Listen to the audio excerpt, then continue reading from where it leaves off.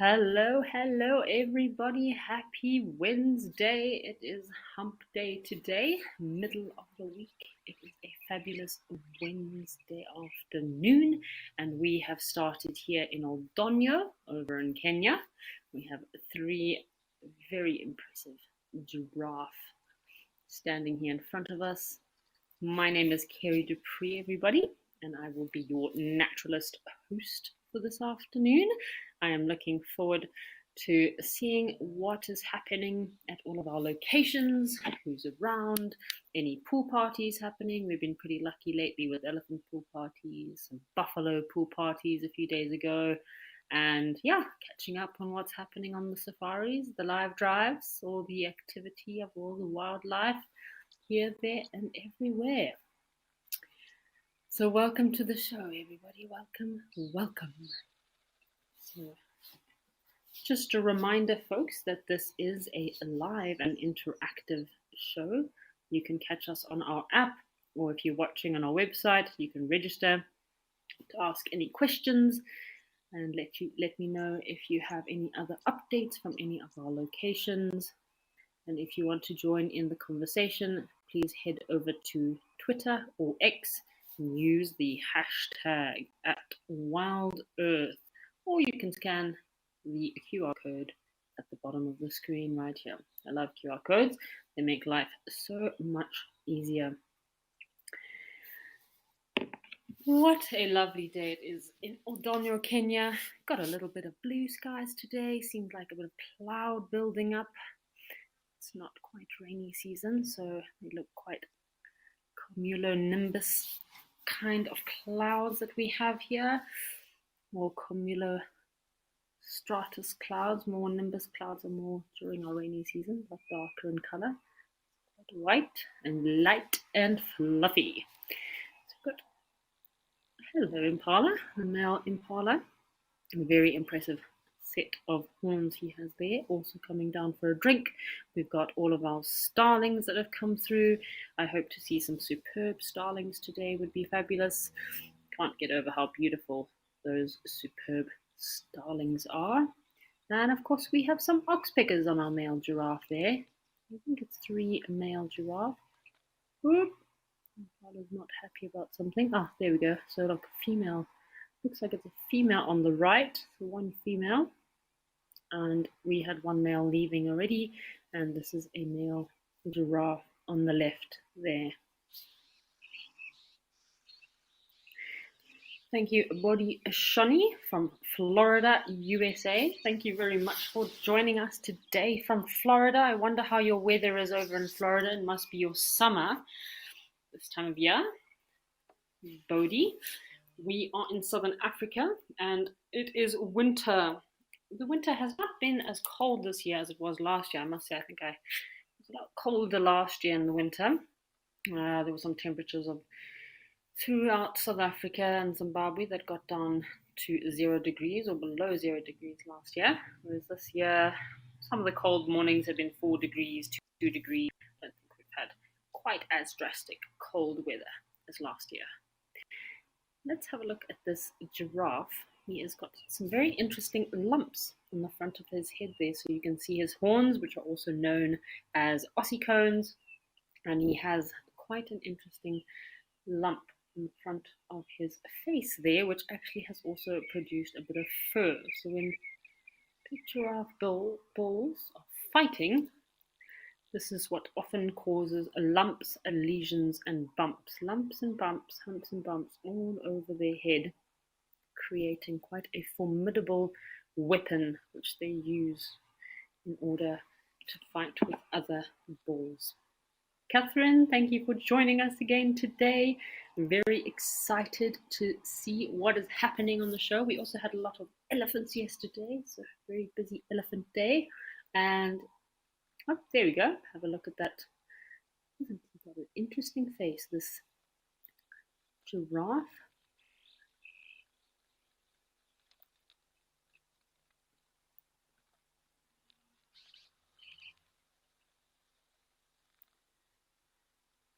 Oh, jackal. We have a jackal there. Looks like a little black-backed jackal that has just come in to join us for a drink. How awesome is that? Epic. Blackback jackal in broad daylight. That is pretty cool, I must say. Check at this guy. Donio has been pretty lucky the last couple of days. We had a sighting of more than 5 mammals in one screen, in one photo the other day. Yeah, at Donio we had zebra, eland, giraffe, oryx, and what else was there? Kudu, what did we have? We had 5 species, which was pretty cool. But this jackal, really cool to see blackback jackal out in the middle of the day.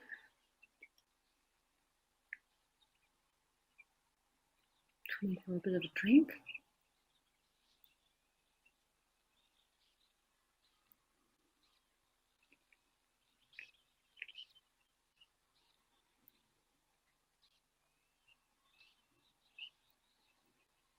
Quite common blackback jackal within southern Africa, most parts of Africa.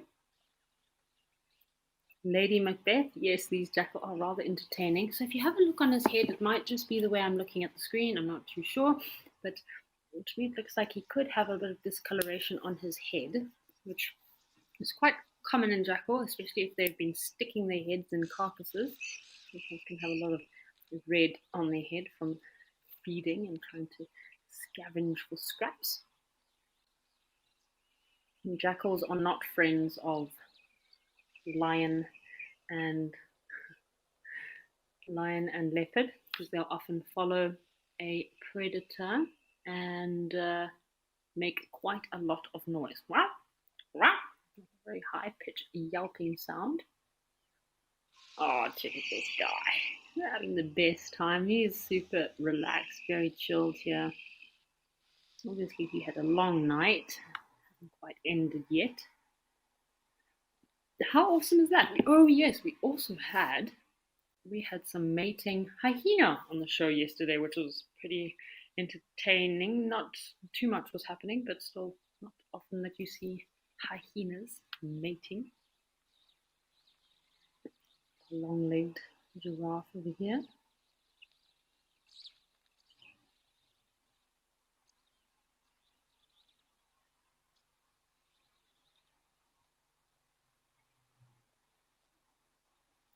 So this impressive bull with all of these bumps on his head. Also calcium deposits. The older these giraffe bulls get, they start to form some calcium deposits around the top of the head. Again, this all makes their heads more of a formidable weapon in fighting with other bulls. Sometimes you can even see on the ossicones, if they've been fighting a lot, they might not even have any fur on top of their ossicones there. That's a good way to tell between male and female. If the male, sometimes when they're young, they still have a bit of fur. Generally, the male's ossicones, a lot, not as they kind of have a little bit of a bow arc to them, and generally bald on the top.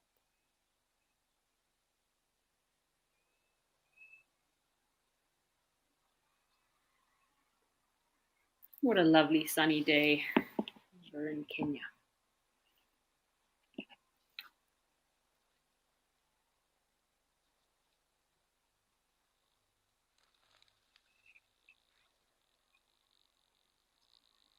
It's quite interesting if you're ever on safari or you drive past a giraffe carcass and there's a possibility to get a closer look at the giraffe skull. It's definitely quite interesting to have a look.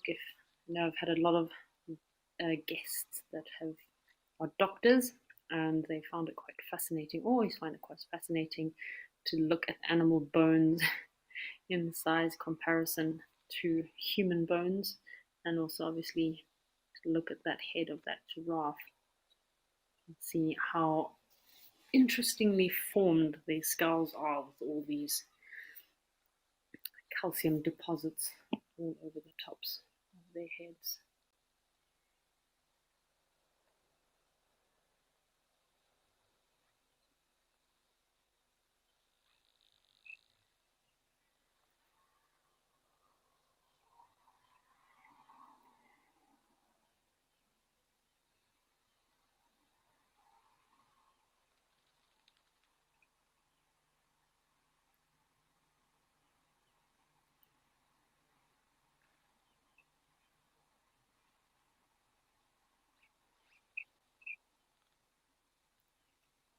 lot of wax because of today.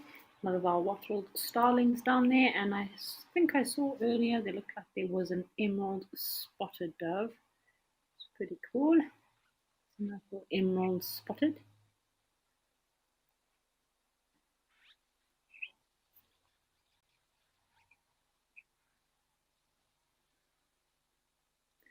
Bit of an update from our locations on our safaris, on the live drives.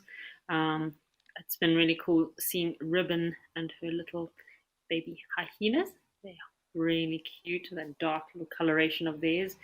They're dark like that in order for them to blend in to the den site that they are at. So if a predator pokes his head down the hole, he will not be able to see the little baby hyenas because they'll be very well hidden.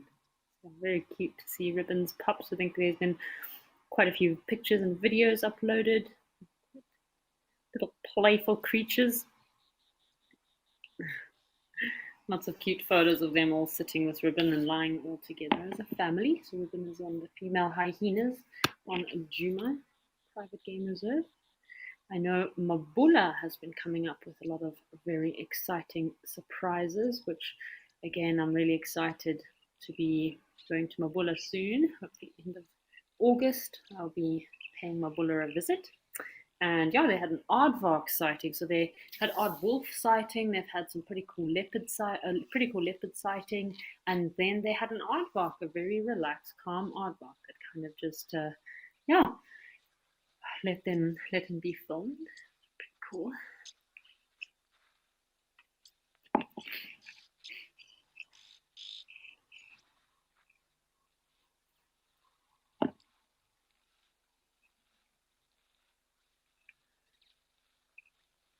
Quite a lot of giraffe coming down here. So we were just having a bit of an update quickly from our locations. We also have a Peter Mass. Thank you very much, Peter Mass, for, if you are watching, for updating us on Facebook with some beautiful pictures of Lalamba. Very, very lovely pictures to see her.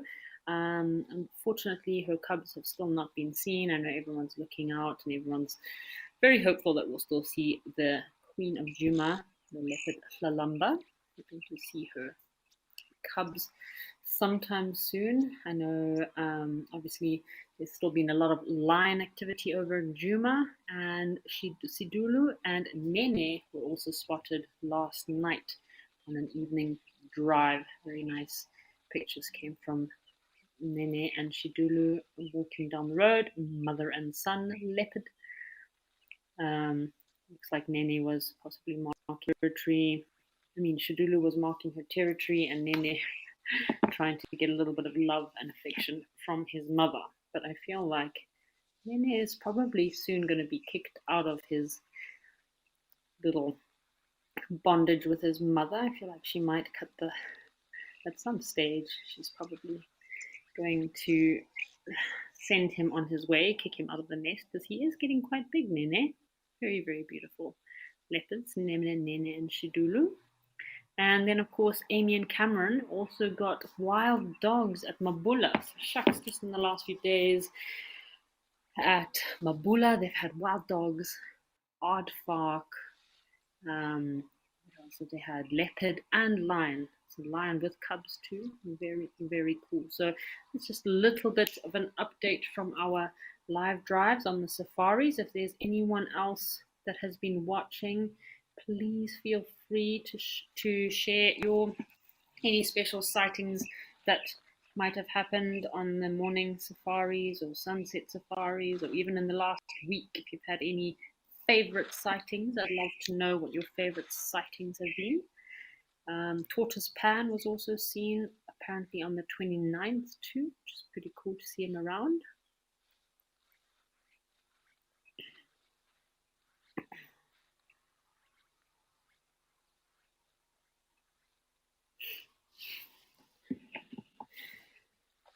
Yes, lots of things happening in the animal kingdom on the live drives with Wild Earth. I'd love to know what your favorite sightings are from the last week or even the last few safaris. It's been a lot of awesome highlights, lots of lion and leopard activity across the board. Oh, there we've got our oxpeckers here. So this male has quite a nice tan to his skin. See how beautiful and dark his coat is there. And you can see these oxpeckers combing through his fur, trying to get some ticks, parasite, give snack. These are juveniles. You can see they haven't quite got the colour to their beak yet, but I think most of these oxpeckers are red-billed oxpeckers. Each giraffe is special and unique, that not one giraffe has the same spots or pattern. It's like a fingerprint. All different.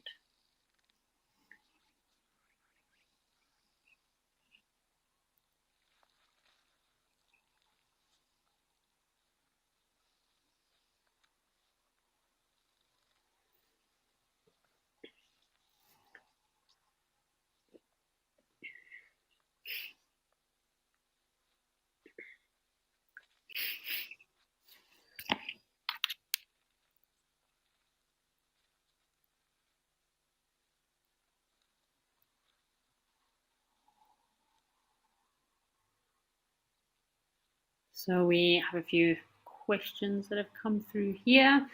Thank you, Lady Macbeth. Jackals are definitely always rather entertaining, I must say. It looks like this male giraffe is possibly testing to see if the female is in season.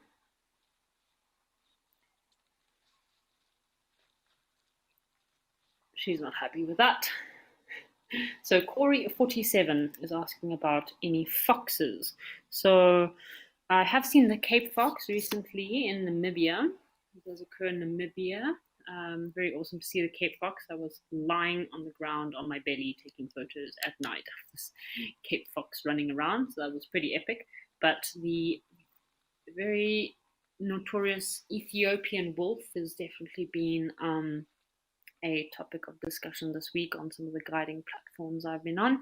There was a recorded sighting of the Ethiopian wolf in some northern parts of Kenya, so pretty crazy. I didn't quite know they occurred so far down through out of Ethiopia. So very cool to see them, and also obviously some different color morphs of the Ethiopian wolf is also being recorded recently. So very cool to see all these different color morphs and kind of different variants that are coming up in a lot of different species. Amboseli also had some pretty cool sightings of an African wolf. To me, it looks very similar to the black-backed jackal we just saw, just less color. There's also a color variant to the side-striped jackal, which was in Kora. Not too sure where that is. In Nairobi, sorry. So in Kora Forest in Nairobi, there's a very interesting color variant of a side-striped jackal that has recently been recorded, and to me it looks quite very caramel in color, quite tall, still got that classic side-striped characteristic of the white tip to the tail.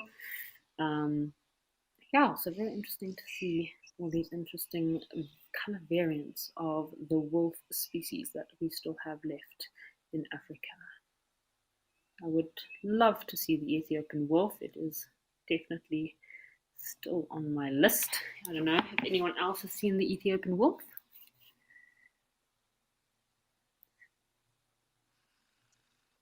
So this female is obviously caught the attention of the male, and he is possibly waiting for her to urinate so that he can test her urine to see if she is cycling or in estrus.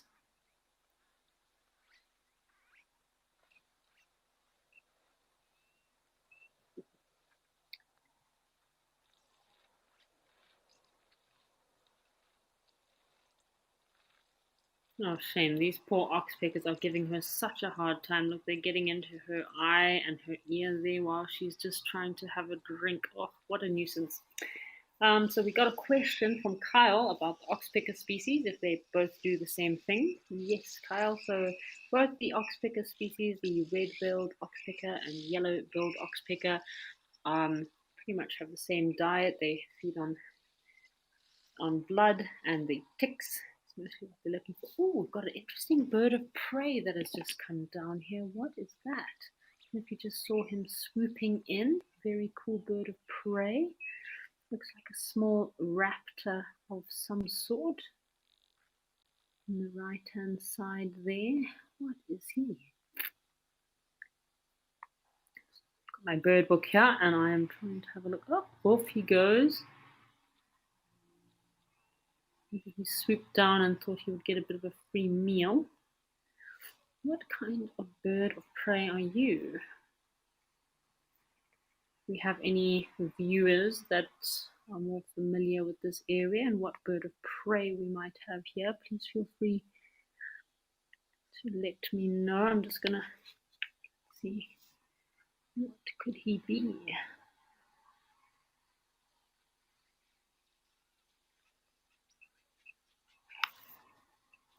This is definitely a new one for me. So if we have any viewers that can help me on an ID for this bird, please let me know. Otherwise, I might just have a quiet moment just to quickly try to identify this bird of prey. Definitely got a yellow, looks like a yellow seer. His face there, white in the front, very black, yellow feet without any fur feathers.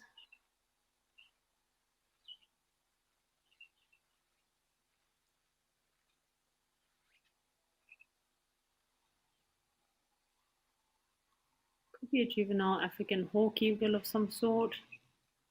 It does occur within Kenya, but well, these juvenile species are sometimes a bit difficult to identify. I know if Catherine is watching, you have been to Kenya, maybe you can help us out on an ID, or any of our other viewers that might be familiar with what bird of prey this is. It looked like he swooped down, trying to make a bit of a kill. Oops. I think I have.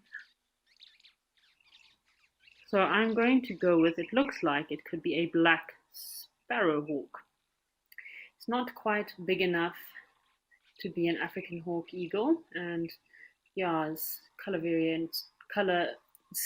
variations are a bit different, but to me this looks like a black sparrowhawk. We've got those yellow feet. He's kind of got boots or pajama pants on halfway up the leg. He's got a bit of black on the back, black wings, black kind of Zorro mask. Again, photos I've got, you have a black sparrowhawk. He doesn't have, this bird seems to have a black head, whereas the black sparrowhawk pictures I'm looking at, he just seems to have a bit of a mask. But again, seems like the closest bird that it could be. Again, if we have any viewers that would like to correct me on that, but I would go for a black sparrowhawk.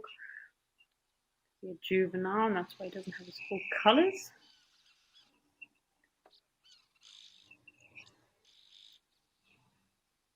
Very cool to see a little bird of prey like this.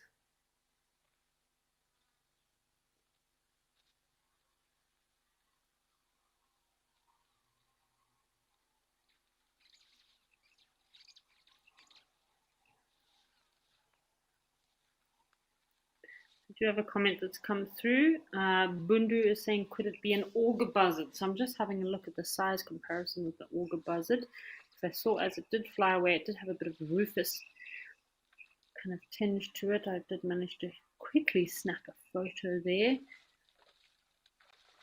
The only reason I think I'm struggling with the black sparrowhawk is the black sparrowhawk doesn't, it has a mask of black on the head, which is kind of the exact same as the auger buzzard.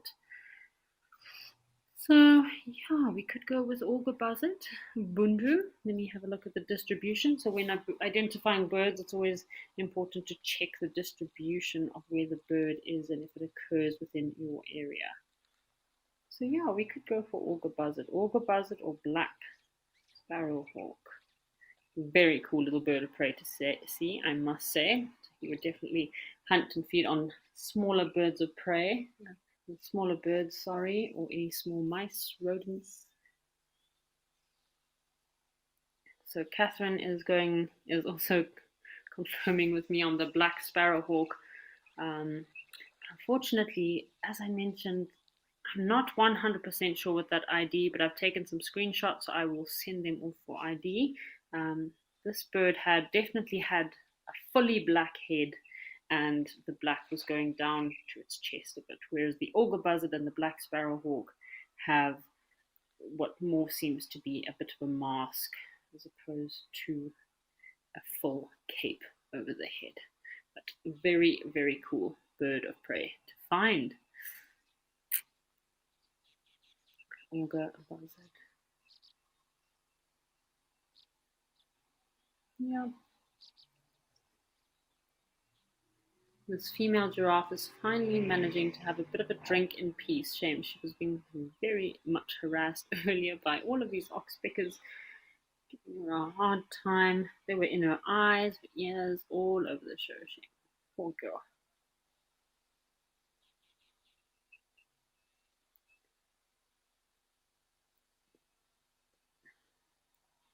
Isn't she beautiful? There we go. Isn't she beautiful?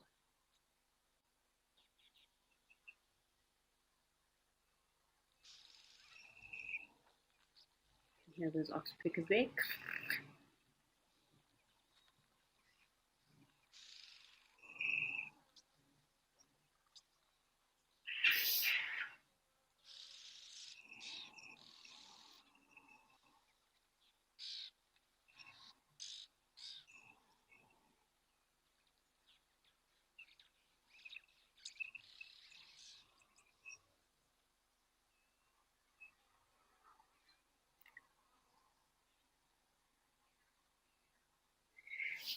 Catherine is saying that this is number 368 on your bird wild bird list for Wild Earth. Catherine, I will definitely get back to you about that bird. I'm going to send it actually right now to my uncle, who is a very big fan of the show, and actually he's also a specialist birding guide in Zimbabwe, and he always sends me tips and comments through on the anytime I'm live on Wild Earth, and he's always my go-to for any birds. So I'm actually going to send it right now through to him, and also send it through to a few of my other birding groups and ask for an ID. And I'm sure by the end of the show I'll be able to confirm that for you, Catherine. Look, we have some more visitors to the pan. We have some eland coming to join us at the pan here.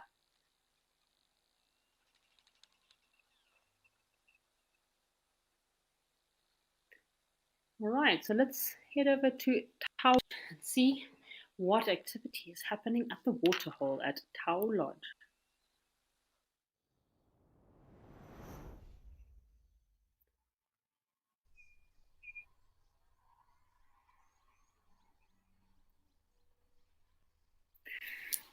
And we have a baboon party here. Oh, what's happening? Lots of politics. Oh dear, someone was holding on to a baby it shouldn't have been. Oh, there we go. Baboons have come for a drink.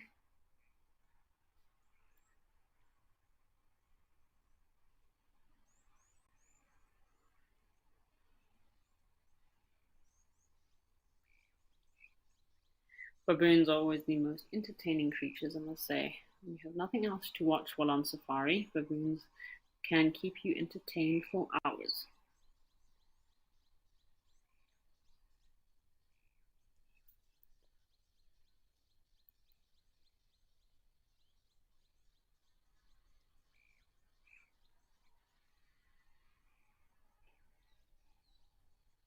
You can see the bottom pads, or the bum pads on the back of that baboon there. That's to help them for when they're sitting on a hot rock. It doesn't burn their fur, or while they're getting up to no good, probably sitting somewhere looking out in a place they shouldn't. They have a bit of protection there.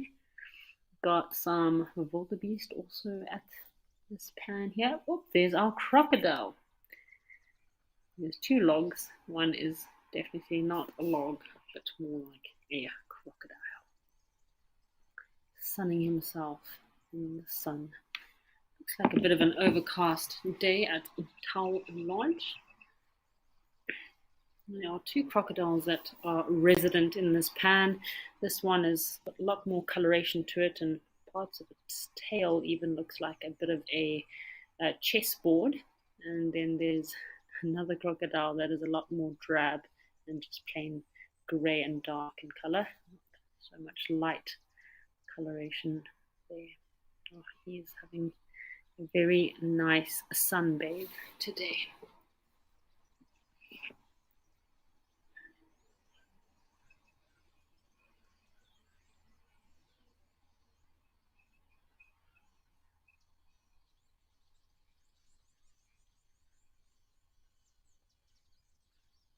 Oh, something was irritating under his leg there. Those little legs of theirs don't look very useful, but I tell you, they are very, very important when it comes to the crocodiles launching themselves out of the water in order to catch their prey.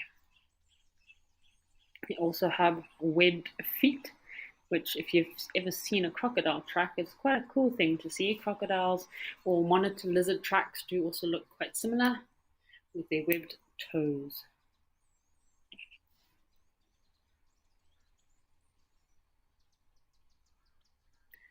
So, Catherine, I've already got a confirmation back for Catherine and all of our viewers that might have been interested. So, that bird of prey that we just saw in Kenya and Aldonio that just swooped down. So, it was definitely an auger buzzard. And the reason for it being an auger buzzard obviously is because of the black. That was not just like a cape on its head, but the black that kind of came around its head and down onto the chest. So, yeah, pretty nice one to see an auger buzzard. I think that's probably one of the very few that I've ever actually seen. Crocodile has opened his eyes now.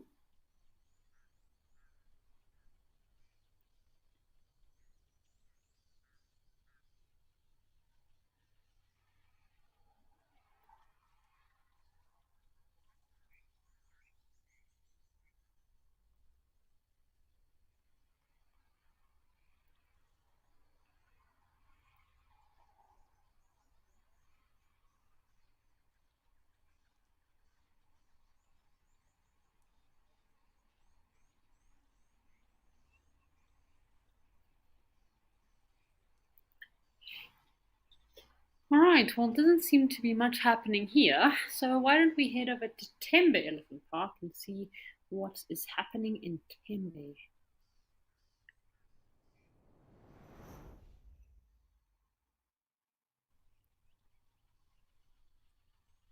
Whoa, check, we've got two elephant bulls that might be starting to have a fight.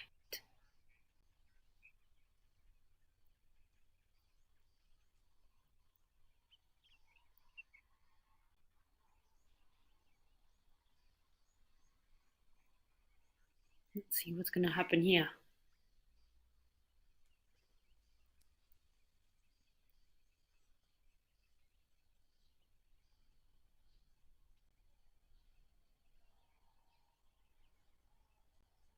Whoop, there's a bit of interaction here. The bulls throwing their weight around.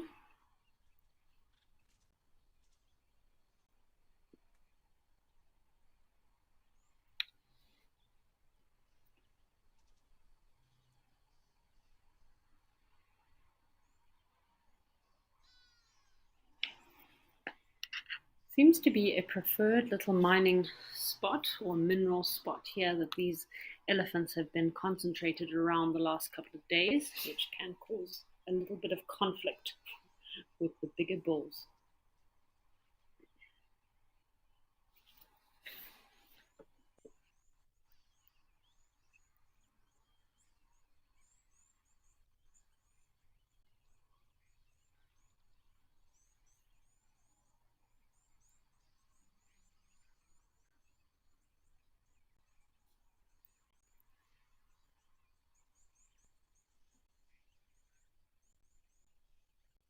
Oh, we have some Inyala also on the other side of the elephant there. Wow, I didn't even see them. I was so busy watching the elephant.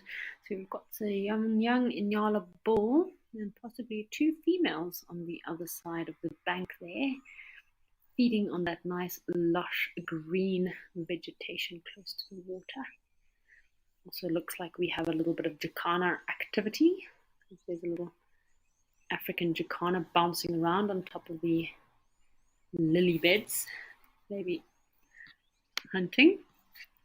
Now one elephant bull here has a collar on him, the one on the left. So these collars are put onto a lot of different wild animals in order to monitor and research and understand the behavior of a lot of these animals better, especially the bigger mammals like elephants, rhinos. Sometimes if you've some relocated animals, receive some collars in order to track and monitor them: lions, leopards, predators, the big cats. And these collars will help in conservation and preservation of the species. Also gives us a very good idea of the migratory patterns or the kind of ancient pathways that these elephants and animals use and the distances that they can cover. Having a bit of a scan to see what else is at this pan here in Tembe Elephant Park in South Africa.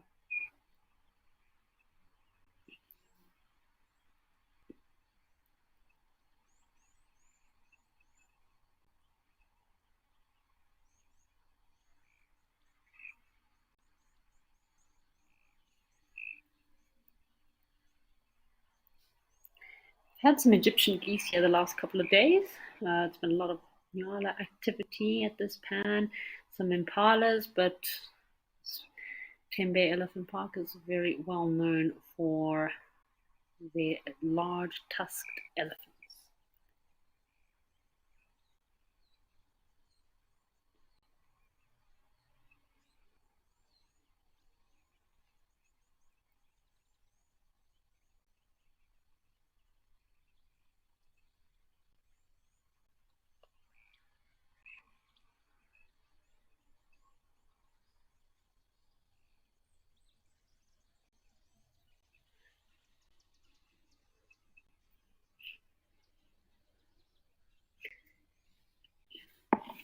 So it doesn't look like we've got too much activity here at Tembe. So why don't we link to one of our other locations, one of our other Africans, and go see what's happening at Tau Lodge.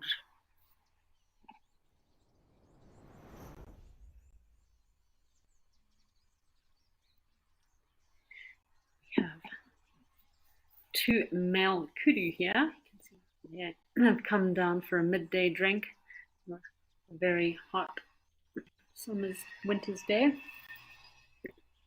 you can see, there's quite an age difference between these two males. You can see the one on the left, his horns definitely are a lot wider splayed.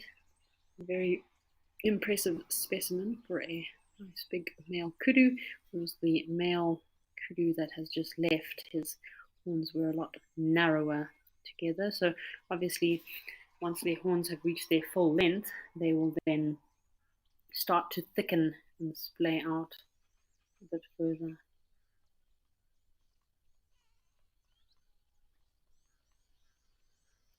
And of course, how you measure kind of the age of a kudu is again depending on the spirals, and you generally measure from these ridges that start from the base of their head and wind all the way around. So that's how you'd measure the trophy size of a kudu. And some of these specimens can have quite long horns, anything from about 1.5 to 1.8 meters or 6 feet long, as they gracefully twist and curve. Beautiful male kudu.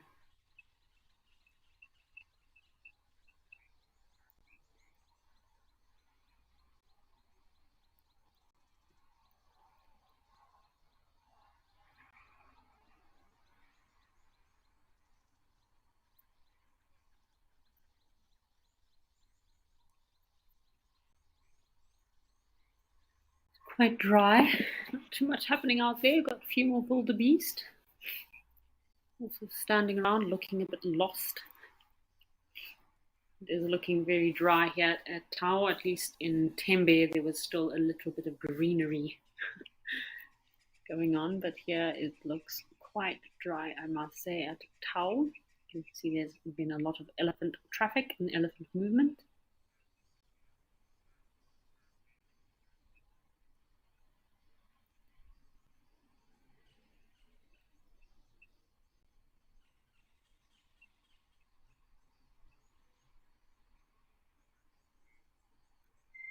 Oh, and we've got some bird life down here. Oh, check it out. So we've got all in one little area. We have a grey heron that looks like he's in breeding plumage. We have a spurwing goose that looks like he's also hiding himself from the wind, and a yellow-billed stork also resting as he's kind of on his haunches there, just getting out of the wind. So it must be a bit of a windy day today at Tau.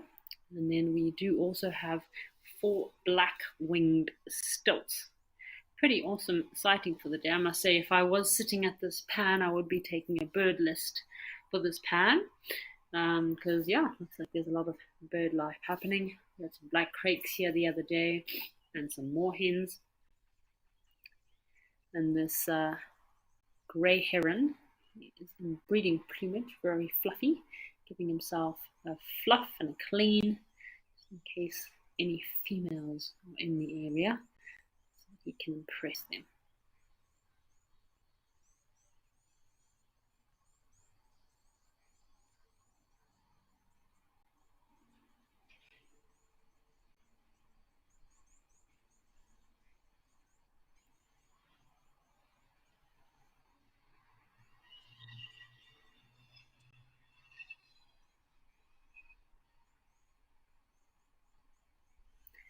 Some more wildebeest all coming down for a drink. And there's still a lot of nice green reeded vegetation. Oh, we've got our crocodile, our other crocodile that seems to love this spot. They seem to find little spots they like and just hang out there. We've got a black crake on the left-hand side that we're just talking about, and there's actually 2 crocodiles here and 2 black crakes. Aren't we lucky?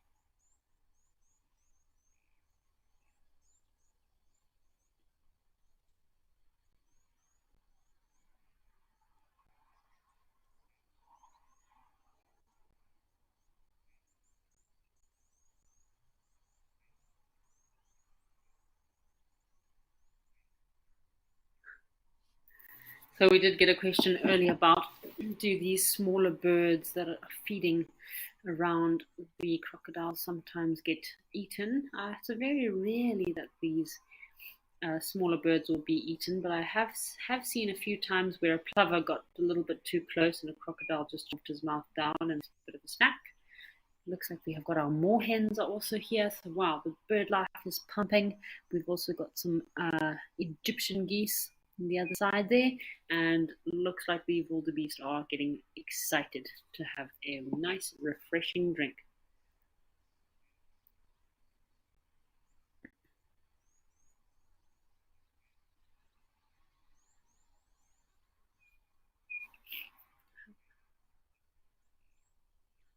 There's our moorhens, common moorhen, and our Egyptian geese. Generally, oh, and it looks like we might have a shelled duck there, also tucking his head away to get out of the wind when it's a windy. Oh, it's a female. Yes, we did see her here the other day. So the female or the male? Let me have a quick check. I think that might be the male shelled duck. Yes, sorry. So the male shelled duck has a grey head, and the female has a white head. So they can be very easily mistaken for the Egyptian goose, but once you see the head of theirs, you definitely know that it's a different species of some sort.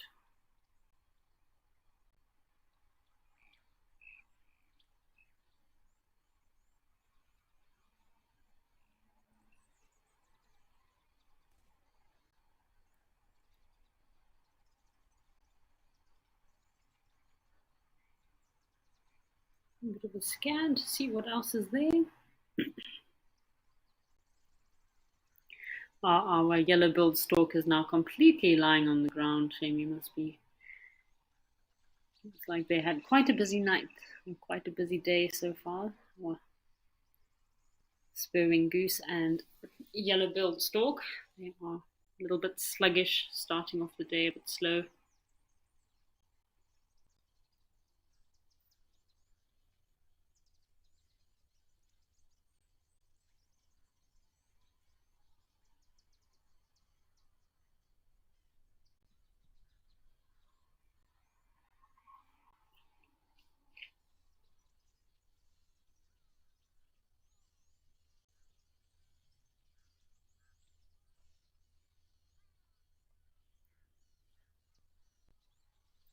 Just having a bit of a scan around to see if there's anything else out there.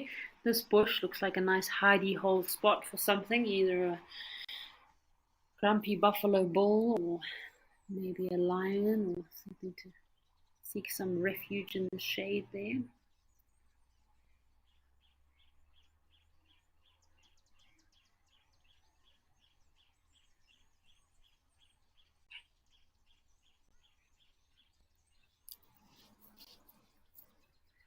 Nice to see lots of wildebeest around. So obviously there would be a herd of wildebeest that all came in together, and then this would be a solitary male wildebeest. See how he kneels down like that in order to get closer to the water for a drink.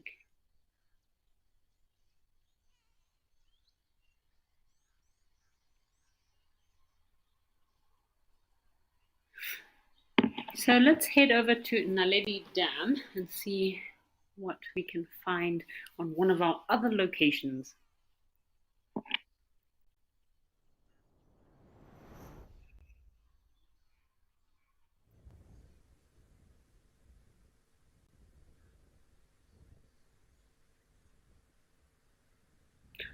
Hello, little Mopani tree squirrel.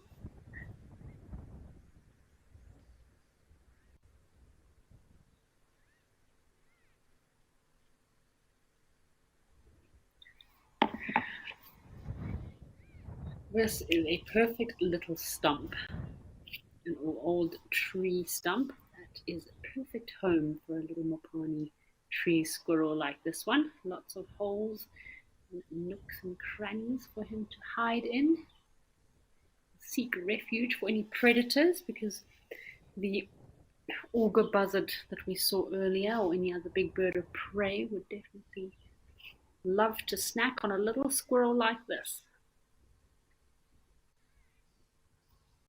Just down there on the log.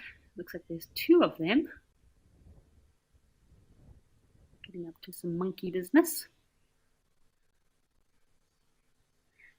You can see this elephant dung is completely scattered. It could be old, but also these little squirrels will often dig about in elephant dung, hoping to find some nuts and seeds to feed on. Aren't they adorable? Very common in these regions, the Mopani tree squirrel.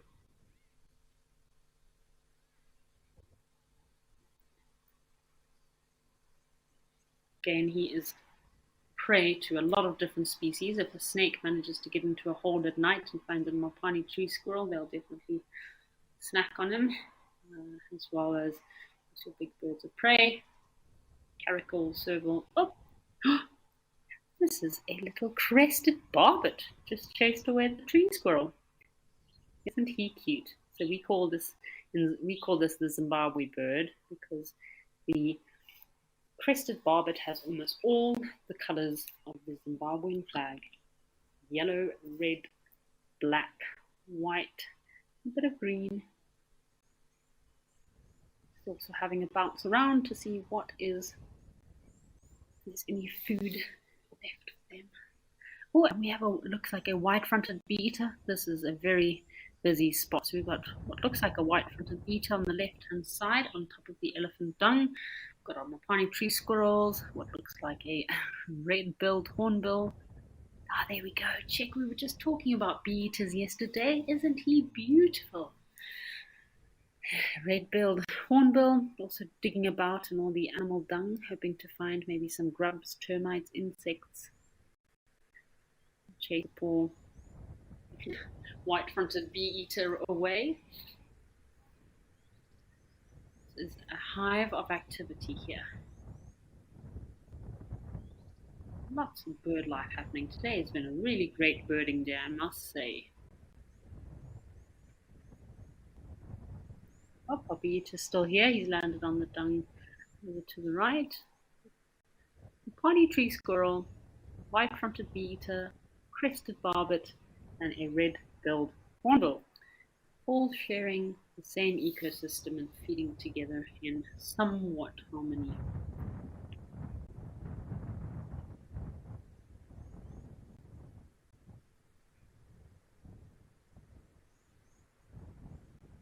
Isn't that a cute picture there? Just a little Mopani tree squirrel with the barbet.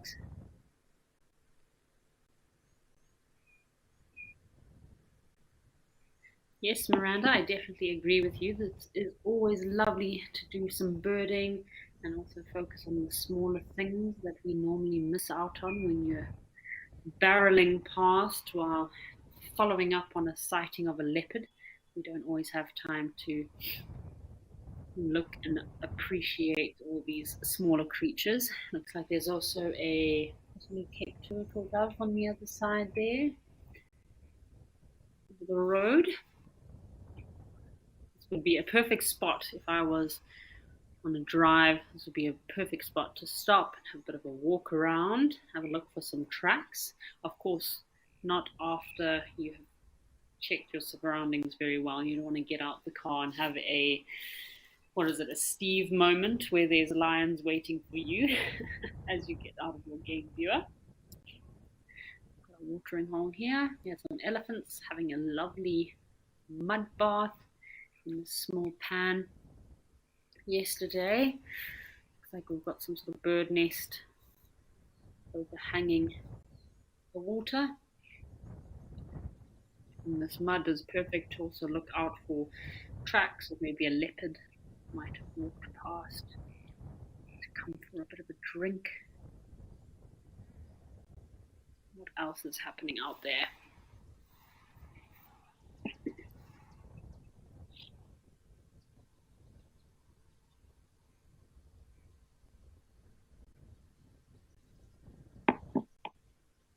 All right, well, let's head over to Old Donyo and see what excitement is waiting for us over at Old Donyo in Kenya.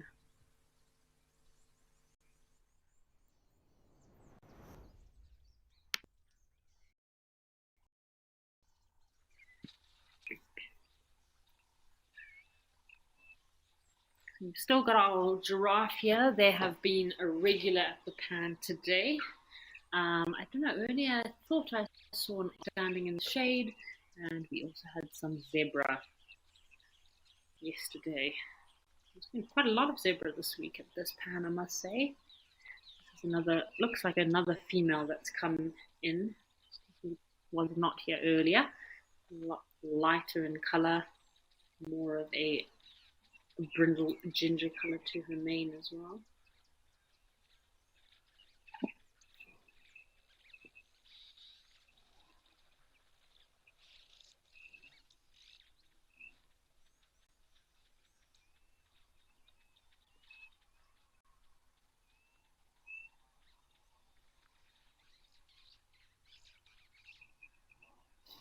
Right, well, this is a lovely view, so why don't we have a quiet moment to just have a few deep breaths and gather ourselves on the week that we are currently in, and take some time to yourself to just absorb nature and its healing powers.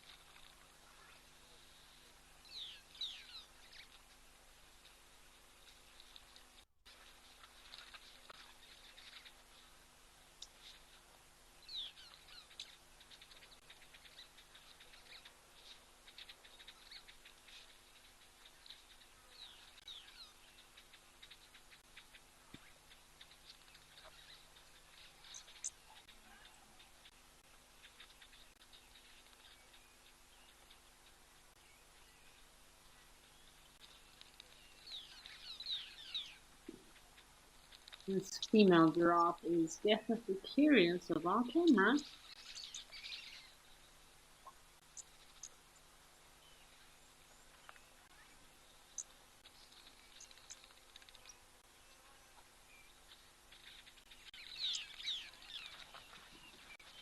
Whoop!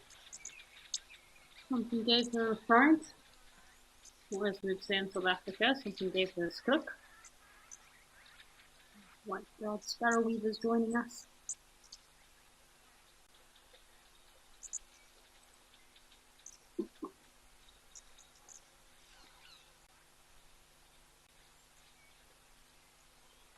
And it's so special that we can sit and enjoy all of these beautiful locations live. Watch some wilderness from the comfort of our homes.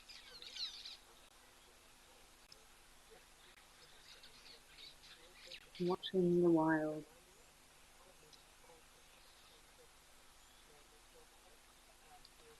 I don't know if anyone is following the Olympics at the moment. I haven't had much time to tune in and see what's going on. But yeah, I'd love to know what everyone's highlights of the Olympics have been so far. I did briefly check up the other day in the gymnastics that America seems to be doing very well on, the surfing. Yeah, some of the equestrian sports have definitely caught a lot of attention. Swimming is definitely one I would watch and follow. So yeah, I'd love to know what everyone's highlights are of the Olympics are. And of course, we were imagining the Olympics, and which animals would be good at which events. You can see the giraffe would definitely take the cake for the high jump. And there we have a superb starling. How special is that? It's a beautiful bird. Look at that russet and ginger color on its chest, on its belly, and a beautiful white stripe, and of course that iridescent blue.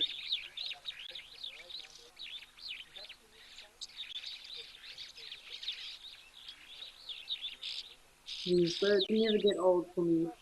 Magical, superb sounds. If any of our photographers out there have a mammal or birding list of photos you want to get of specific birds, but this superb starling is definitely on my list of birds I would love to have the privilege of taking photos of.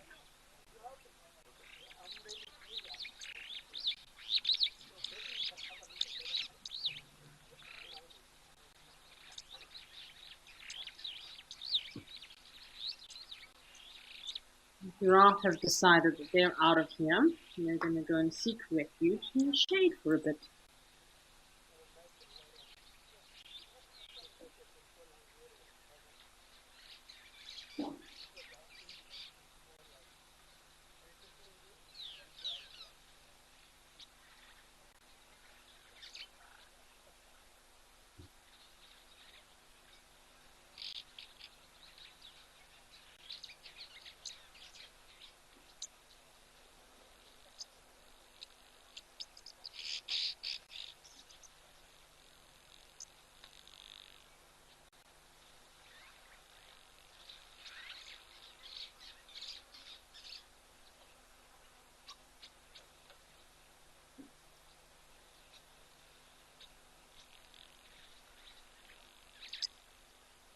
This male giraffe is really tasting his luck here.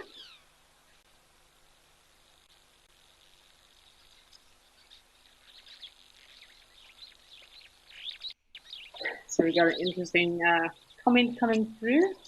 J Connor 518 is asking a question about, would you rather go on safari or watch the Olympics? Well, to be fair, Jay Connor, I think sometimes when we're on safari, we do end up watching the Olympics because you get these monkeys hanging out of trees, animals racing and chasing each other. So it's kind of like the animals live Olympics in their life every day. You just don't always see it. So yeah, that would be pretty cool to see I'd love to see an animal Olympics, but I'd definitely much rather go on safari than be watching the Olympics. I'd love to ask a question. That's a perfect question for all of our viewers. What would you rather be doing this week if you got free tickets to go to the Olympics, if you go on safari? Which would you pick? I think I'm still going to go for going on safari. Would definitely be my choice.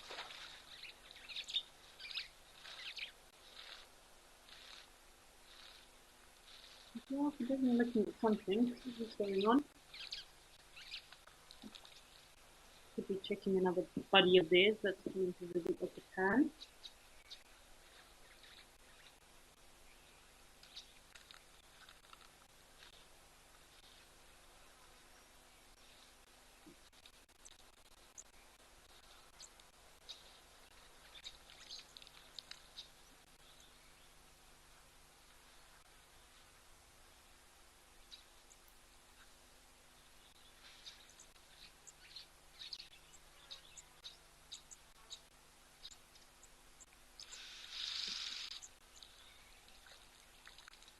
This acacia tree is the perfect tree and the perfect spot for animals to have a nice drink and then stand in the shade, because you don't always want to have to disappear, especially if it's a hot day.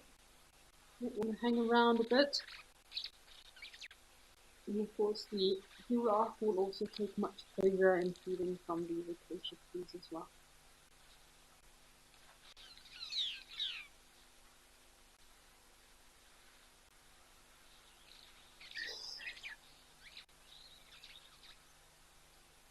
Look at that giraffe. Look at them reaching. He reaches his mouth all the way up and then uses his super long tongue, which can be anything from about 35 to 45 centimeters long, in order to have that extra height to wrap his tongue around the leaves and bring them into his mouth.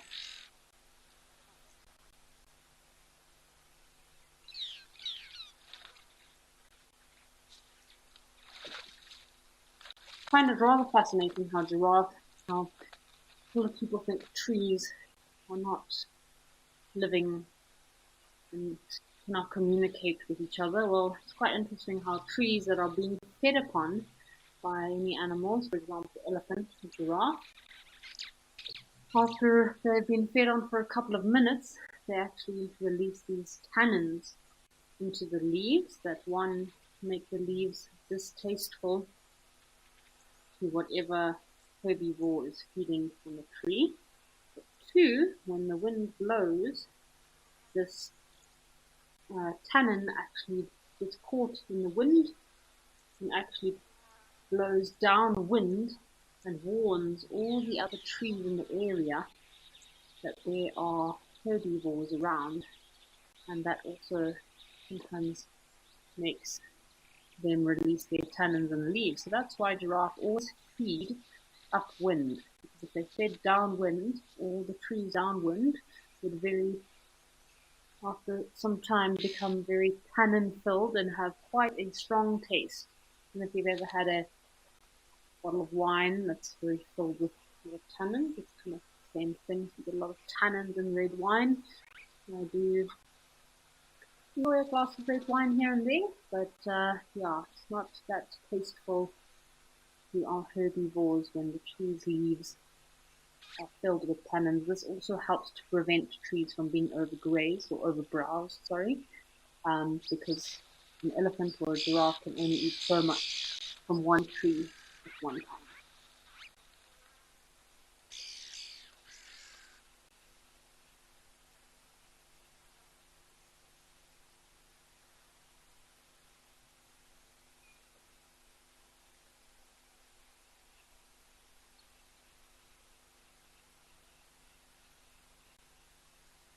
Very cool to see that jackal earlier, I must say. It's always a bonus seeing a jackal in broad daylight. You see that every day. Some places you do see jackal a lot more often or regularly, as they are very common within southern Africa, but yeah, for me it's always exciting. And the groomers are grooming themselves. Look at these cute little red-billed oxpeckers taking a bit of a break and some time to clean and groom themselves.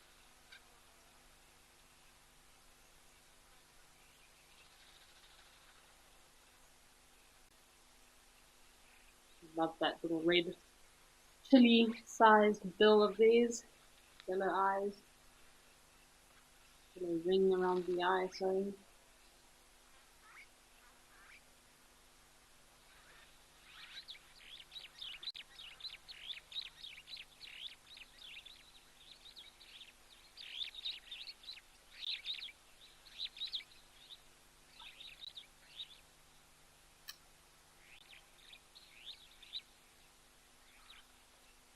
Wonder where our oryx and eland are today. We did see 1 or 2 eland earlier. No zebra today yet. I'm sure they will hopefully come out later. And then, of course, we've had some very impressive elephant bulls at this pan as well.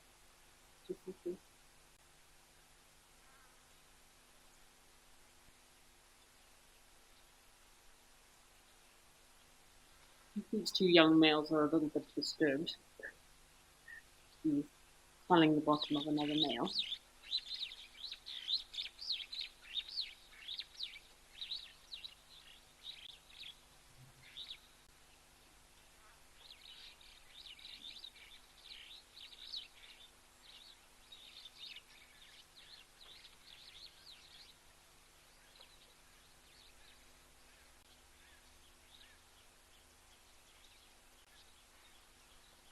There are between 7 to 9 different subspecies of giraffe in Africa.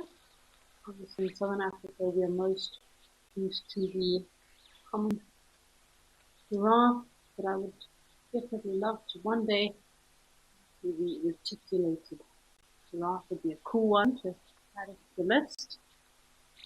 To me, they all look very, very much similar, just the shapes and patterns of their spots change slightly from region to region.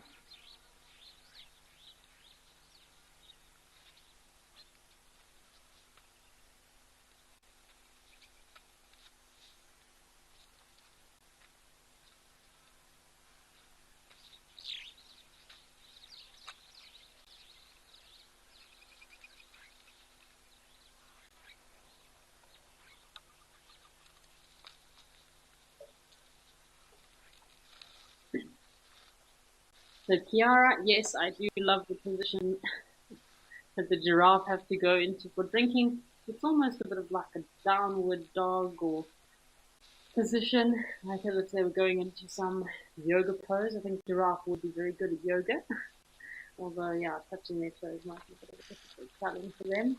But yeah, it's like a downward dog, yoga pose, and some sun salutations.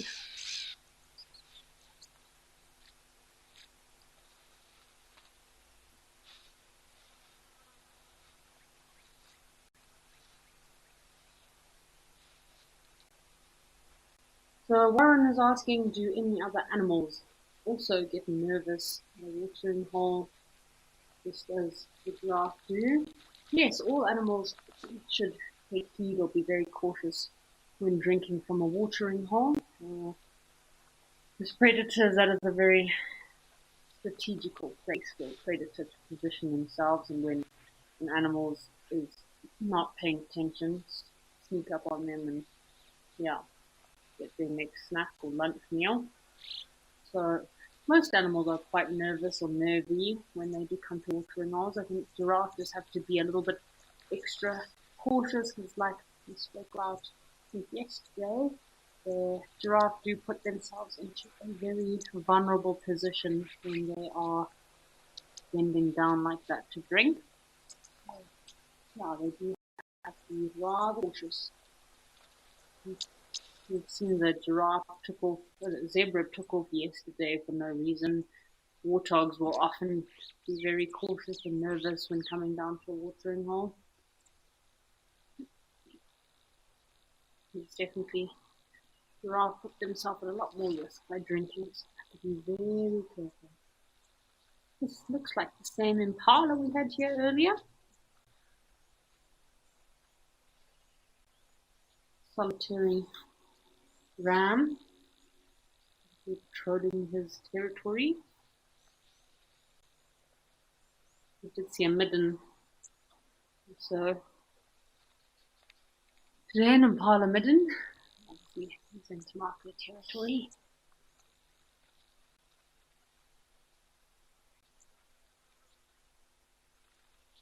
Actually, there's a dominance challenge between these two male giraffes. I think the one behind is trying to assert his dominance.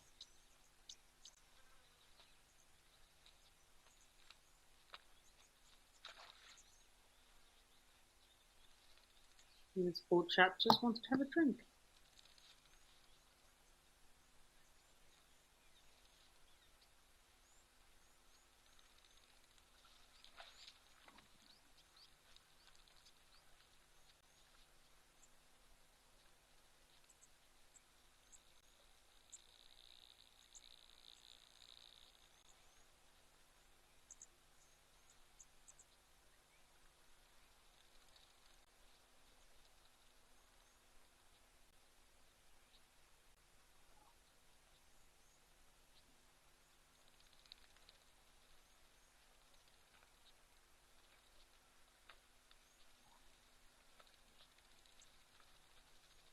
This giraffe sure is thirsty, I must say.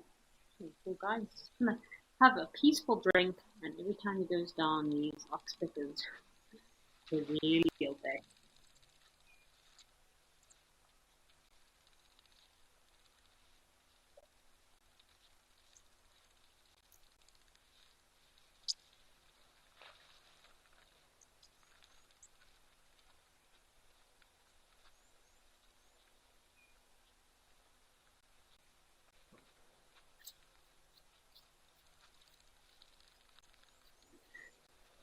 But besides leaves, I've also seen giraffe do also feed on a small amount of flowers as well. And one of their favorite flowers, which I know we all should know, is actually from the knobthorn tree. So quite interesting. The knobthorns, not every knobthorn tree flowers every single year. So only, oh, looks like these guys are going to have a bit of a duel. Let's watch and see what's going to happen here, folks. Oh, gee, that check her head swing.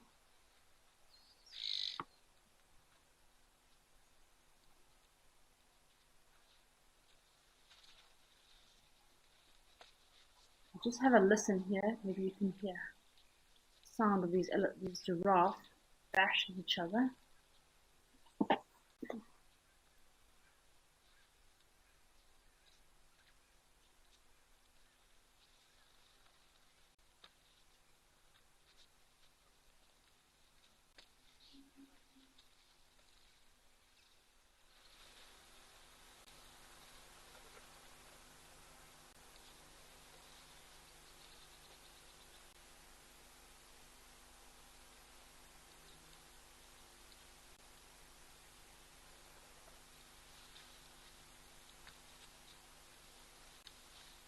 Witnessing a giraffe fight here.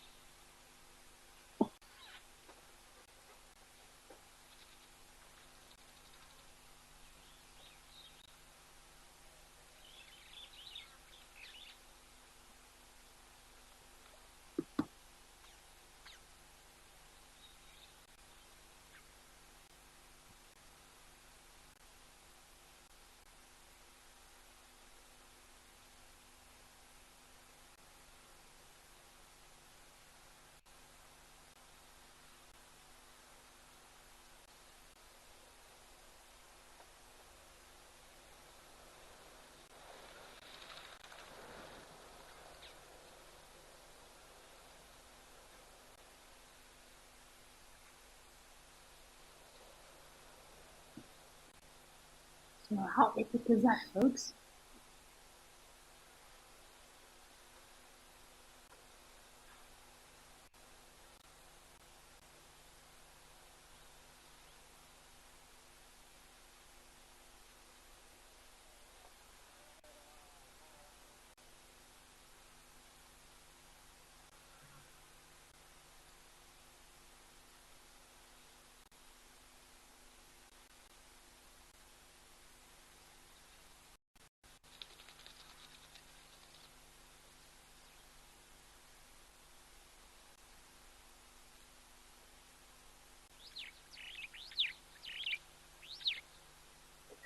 Okay, folks, let's just head quickly over to Okupuyo and see what is waiting for us there, and then we'll chat about our giraffe duel that we just witnessed. How awesome was that?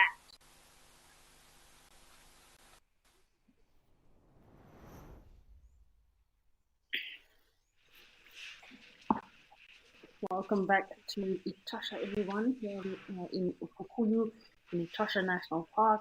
We just witnessed a pretty epic giraffe fight, I must say. It's always awesome to watch a giraffe actually fighting like that, because we talk about it quite a lot. So the males or bulls, they will fight, butting their long heads and necks, as you can see, and this is known as necking. It is usually dangerous and can end in one bull admitting defeat and walking away, or in some extreme cases, the kind of bull that has not done so well or that has been defeated in the duel might even be knocked down to the ground, and they sometimes can even fight to the dead. So, yeah, pretty epic to watch those two giraffe bulls fighting. I was hoping if we had a good listen that we might be able to hear the sound, because sometimes you can even hear the impact, the loud sounds of the giraffe's impact with the head onto the thigh. Really cool. But yeah, lovely to be back here in Etosha in Okupuyu. It is should be pool party time. We had quite a few epic pool parties in the last 2 weeks, but I think yesterday was not quite cold, not quite warm enough. So if it is a bit chilly, the elephants generally tend to avoid having a pool party.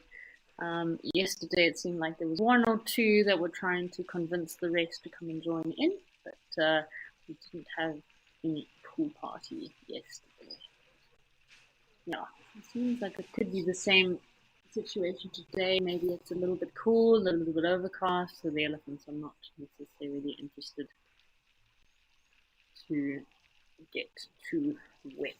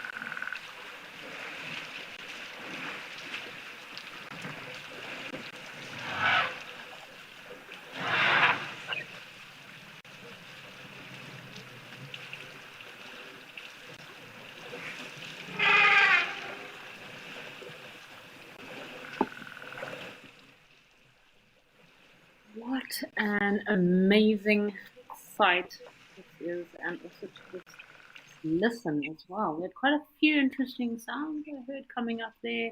There was like a possibly a woodpecker of some sort making like a hammering sound. There was also some crickets that were calling.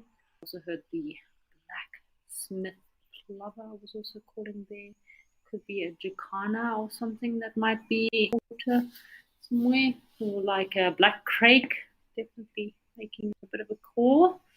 It was pretty epic, and of course the interaction and the sounds of all the elephants are always lovely to just listen to them drinking and feeding and playing, and what a privilege this is to be watching this here today. No springbok. We saw there was some springbok earlier, just before the show started, and I do love how at Ukukuyu you often have the springbok actually in the watering hole. Yesterday we had the oryx in the watering hole, and looks like, if you're lucky, the pool party might be about to start.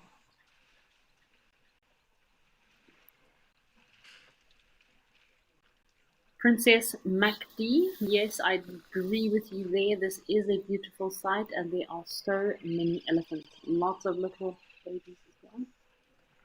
There's the black crake calling. Yes, a lot of baby elephants. So I have noticed in a lot of different regions I've been in lately, there are a lot of big pregnant female elephants at the moment. Most of the elephants would probably hope to give birth during the rain season. Obviously, there are different birthing peak periods in different regions. But I saw in Zimbabwe recently, and in some reserves in South Africa, there are some very large females that look like they will definitely be dropping in the next couple of weeks to a month, which will put them right in the middle of the dry season, which is not ideal because of the drought this year. It could mean that there are a lot of elephants that might not make it. If you have a look on the right hand side of the screen here, there's a little baby elephant suckling. Isn't that cute? He pushes his trunk up and tries to wedge his mouth in between underneath her armpit there to get to her pectoral mammary, or pectoral mammary gland. A bit of a drink.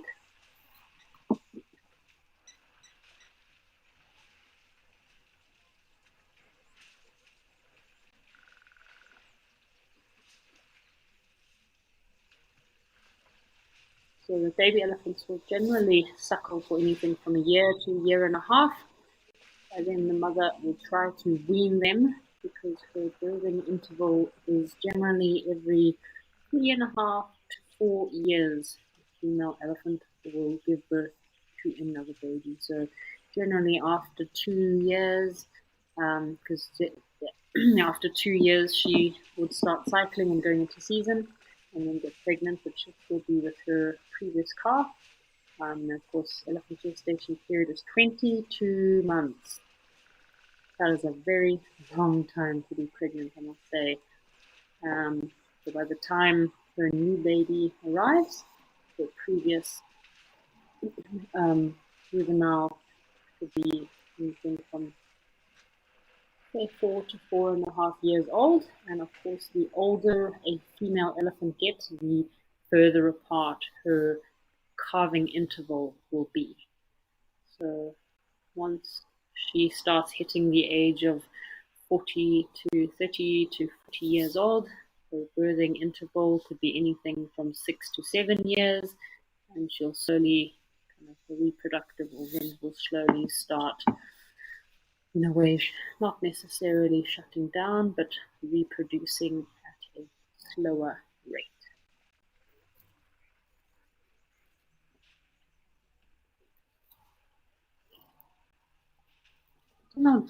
Kind of lifespan of elephants in the wild is anything, on average, I'd say between 40 to 50. If any elephant in the wild can live over 50, that's pretty lucky. A lot of elements and facts that can affect their lifespan in the wild. But yeah, I know some of the oldest recorded elephants have been between 60 to 70 years old, but some of these animals might be sanctuaries or rehabs.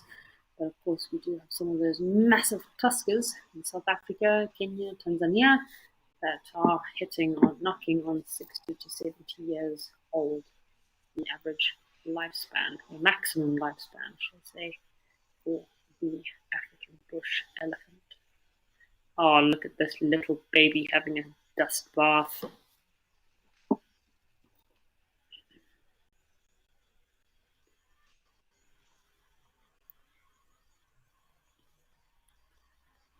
Gonna enjoy watching this baby dust bath for a moment and then just keep a listen out in case those black crakes call again and any other birds you might be hearing. And of course, our woodpecker, the golden woodpecker.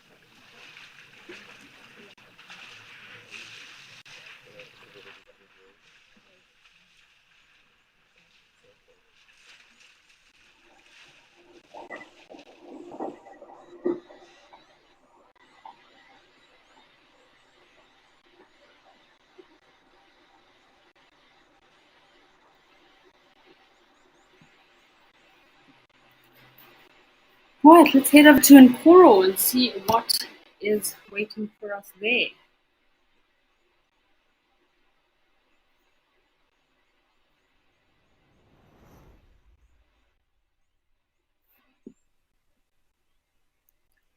Welcome to Nkoro, Game Reserve, everyone. Sabi Sands, we have an African fish eagle here. How awesome is this fish eagle on the ground? It looks like he's been preening himself. Let's give him a watch and see what's going to happen. Really cool to see a fish eagle so low on the ground like this, so close up. African fish eagle. Also very similar to the American bald eagle. So often if we have clients that are from America, they're like, oh, that looks like a bald eagle. Like, unfortunately, so it's an African fish eagle, so African version of the bald eagle, although they are not in the same family whatsoever. And to be quite honest, I think our fish eagle in Africa is a lot more beautiful than the American bald eagle. Fish eagle has a lot more coloration, that yellow on the face and cere, that beautiful burgundy coloration, as opposed to the bald eagle looks like it's mostly black and white. Hello, fish eagle. What are you up to today? It's also a windy day here in the Sabi Sands.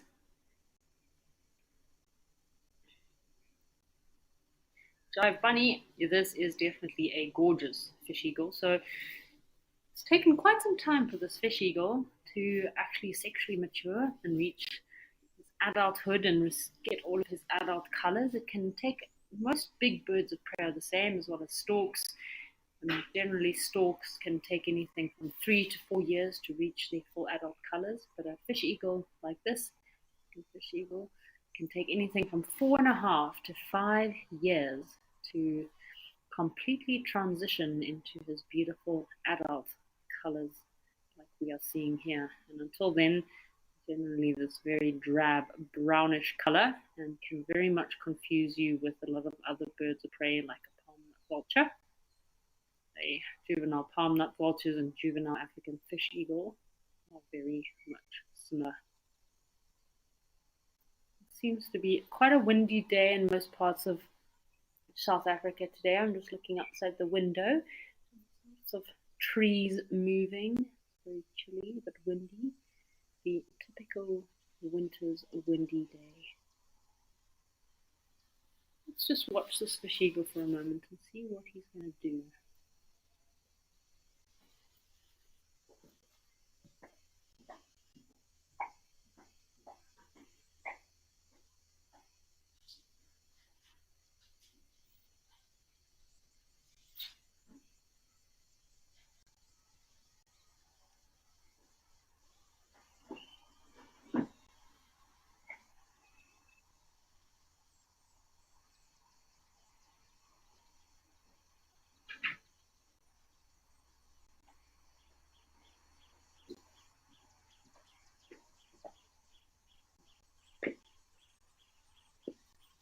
So I was recently at a watering hole in Zimbabwe,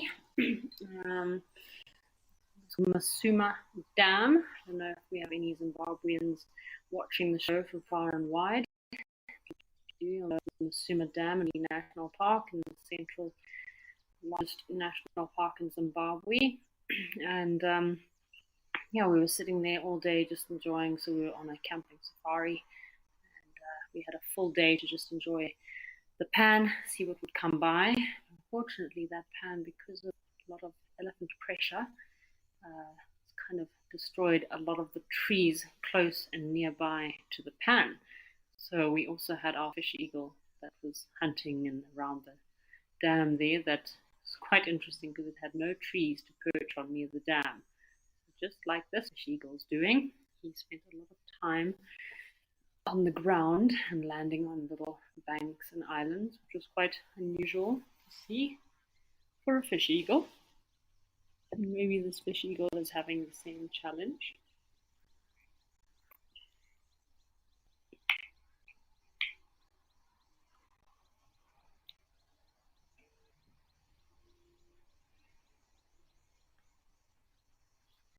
Catherine, seems like you're very busy.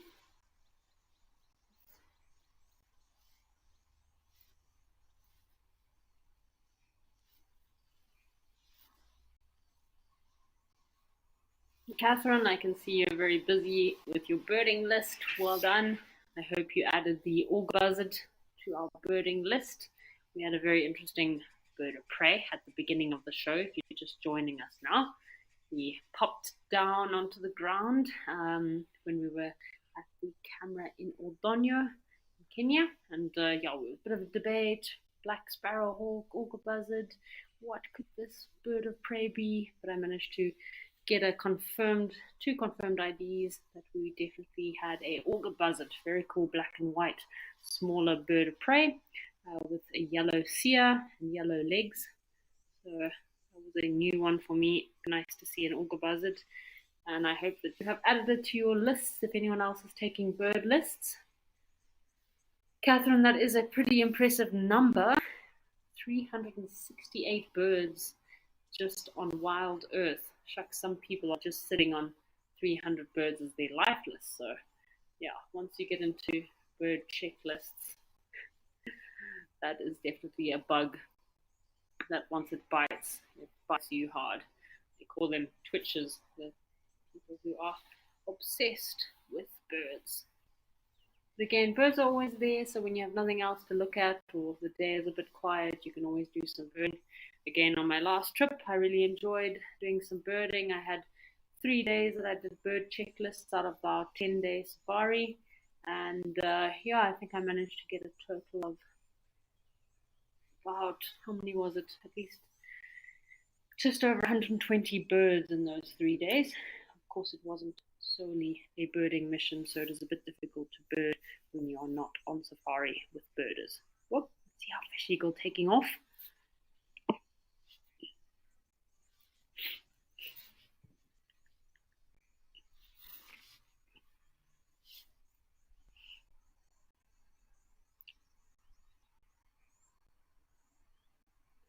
Let's watch closely. Maybe we'll catch him in flight, this fish eagle.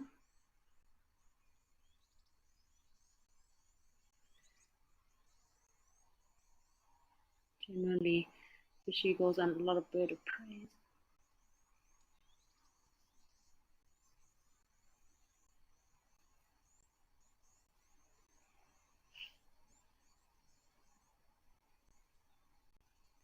So we are praying that this fish eagle is going to take off for us. If you're on safari or you're trying to capture a bird taking off, always keep a lookout for them splaying their wings like that. And also, a lot of big birds of prey will often defecate before they take off to lighten their load, and then off they go. You can see the massive talons on the feet of this fish eagle, specially designed for catching and grasping onto fish.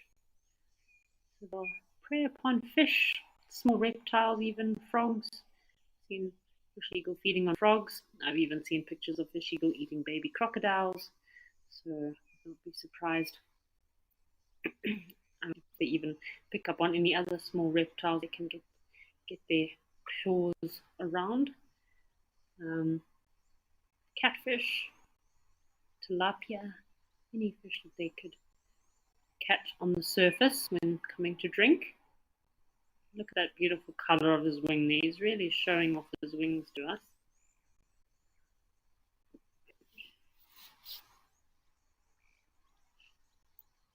Come on, boy, give us a flyby. Generally, they are in pairs, male and female. A lot of people think that they do mate for life, which in most cases they do, but in some cases it's just they are territorial and generally stick to the same sort of water source. So the chance of them getting another individual coming into their area is rather slim. So if their partner dies, it's very slim chances of them finding another one.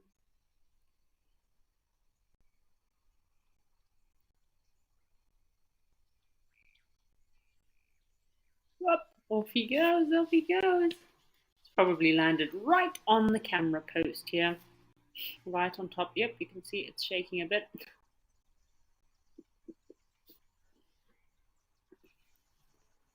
This fish eagle has landed right on top of our camera post.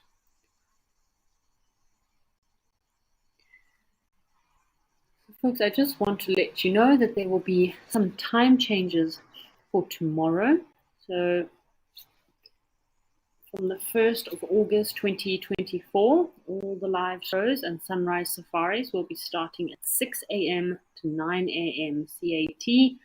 So just a reminder, from 6 a.m.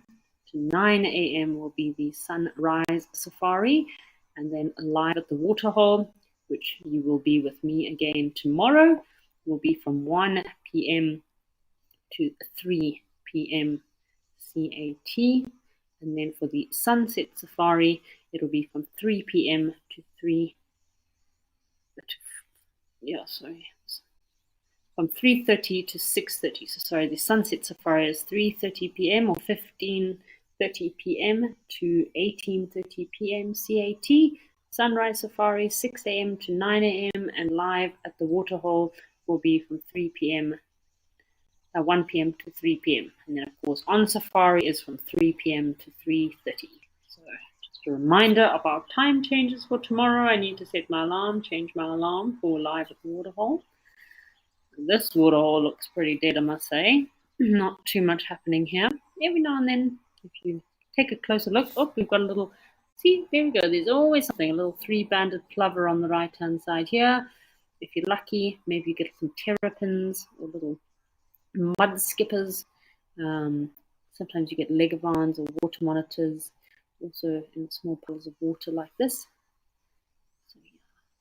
Sunset safari today. I would definitely tune in to the live safaris if you have some time, because it seems like there's been a lot of luck with the cats, lions, lots of lion and leopard sightings. So yeah, since we haven't got much activity here, should we head over to a Tau lodge and see what's happening there? Maybe we can find some more birds.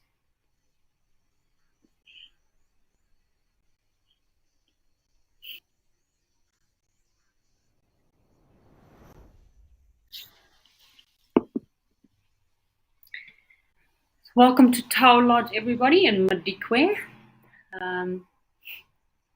Seems like there's a little bit more life in our bird life here at the band today. When we tuned in earlier, the yellow-billed stork, which is in the middle of these three waterfowl, was kind of lying down. The spurwing was also just taking it easy, nice relaxed day.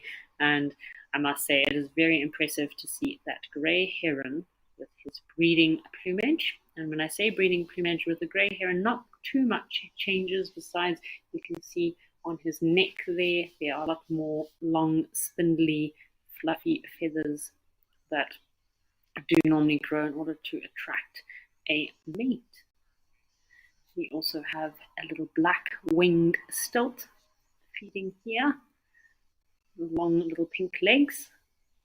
I used to have this bird's call winged stilt as my message tone for the longest time, so I will never forget that bird's call. Let me find it and play it for you. Black winged stilt. It's quite an interesting call, I must say. I can't think of anything else it sounds like, so I'm going to play the black winged stilt here for you. Oh, not sure if you can hear that.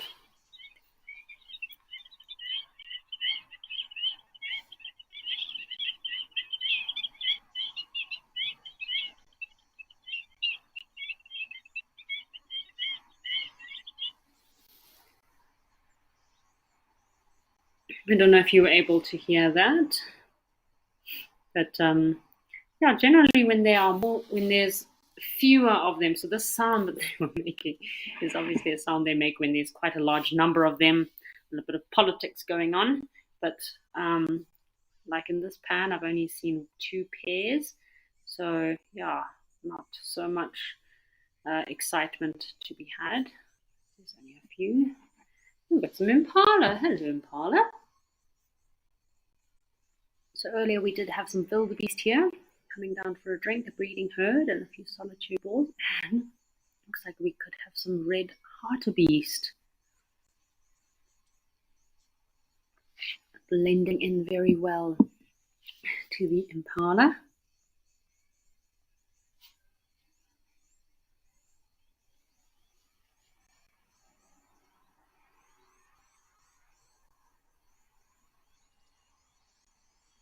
Check at these guys coming through.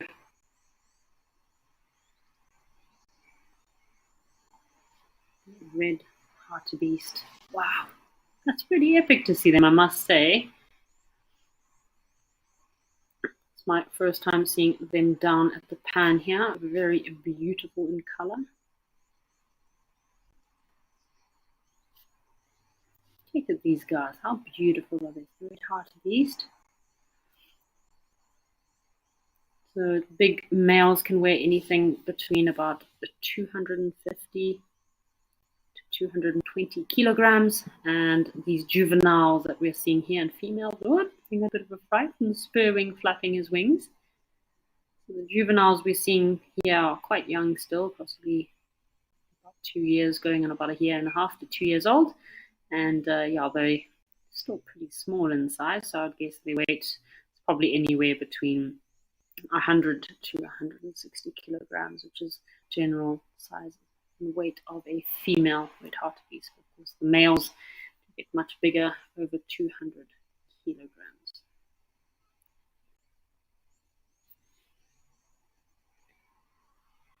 Pretty awesome sighting for the day, I must say. Red hartebeest. I'm not sure about the rest of our viewers, but I always thought the horns of the red hartebeest look very much like the horns of Maleficent. I don't know if any of you watched Maleficent with Angelina Jolie. I'm sure her horns were reconstructed from the horns of a red hartebeest.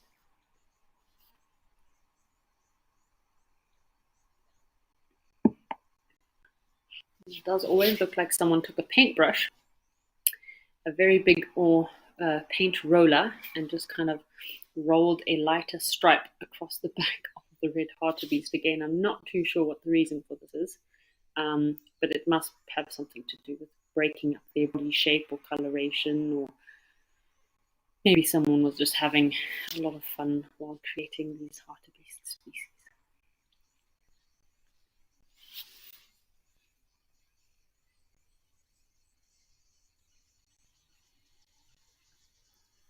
Generally occur more in grassland areas and savannas.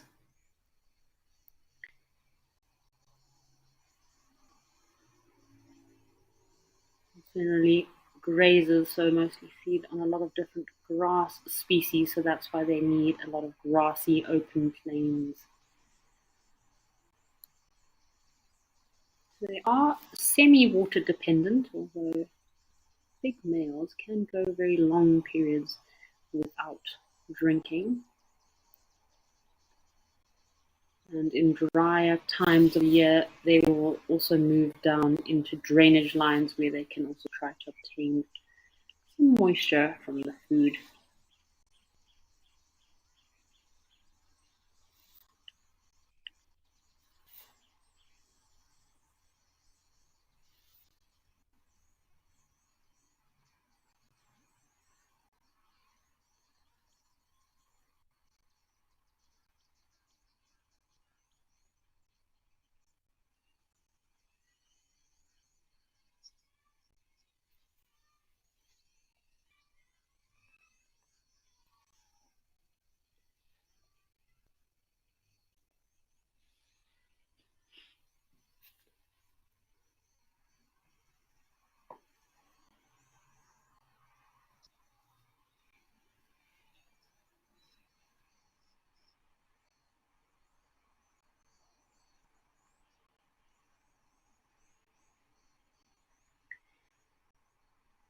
So it's quite interesting with the hartebeest species. It's not all antelope species that both male and females have horns, but in this species they both do have horns. So it's quite interesting if you have a look at this.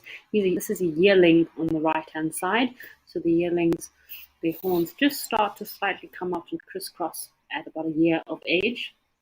So this big male, the males are generally a lot darker and more masculine, especially around the shoulders and neck, which goes for a lot of antelope species. You can see they have interestingly ridged and ribbed horns. Perfect prey species for anything like a lion would definitely find a good meal in a hartebeest. So the length of the horns can reach anything from about 40 to 70 centimeters or about 18 to 30 inches. I think one of the record-sized bulls in South Africa, just over 70 centimeters, about 74, 75 centimeters long, and 28 inches. He's giving himself a nice scratch with his chinny chin chin. They look like they are fat and in very good condition, I must say.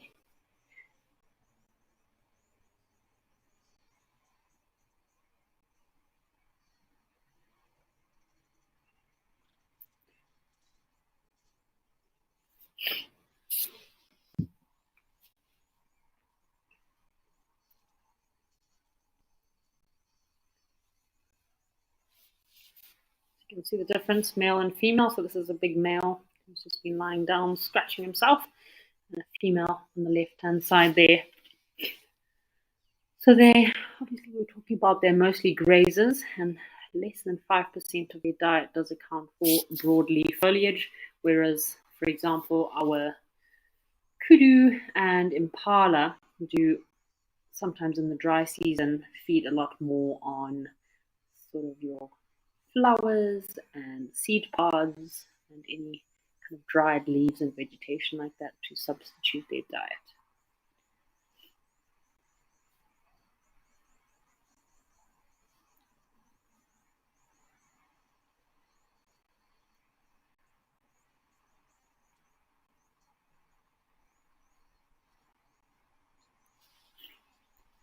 See, this impala is also enjoying himself while trying to feed on these acacia leaves. So you better be careful. I wouldn't want an acacia thorn stuck in my eye. That would not be a very pleasant way to end the day.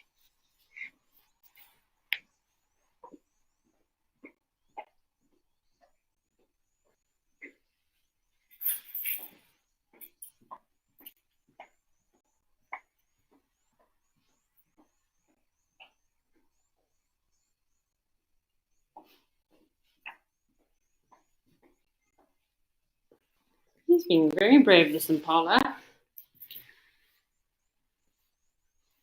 Oh, giving himself a nice head scratch. Really enjoyed watching these hartebeest. Again, all very interesting and unique colorations. Well, folks, I just want to say a big thank you to everyone that has been watching with us today.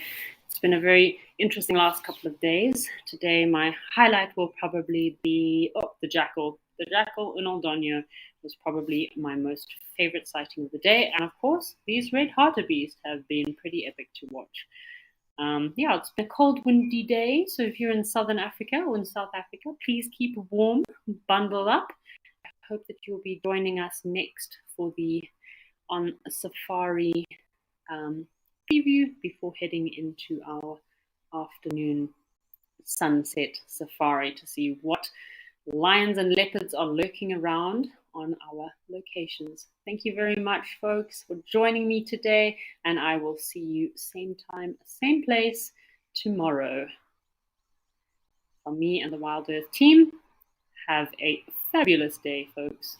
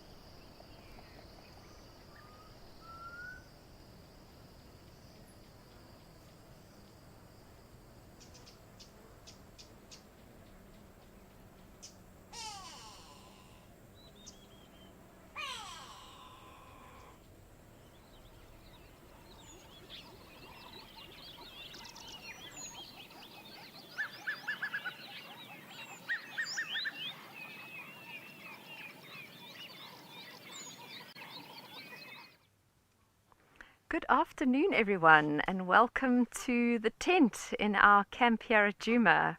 This is on safari, and behind the camera with me today, I've got Albertus. My name is Maxine Gaines, and we're looking forward to going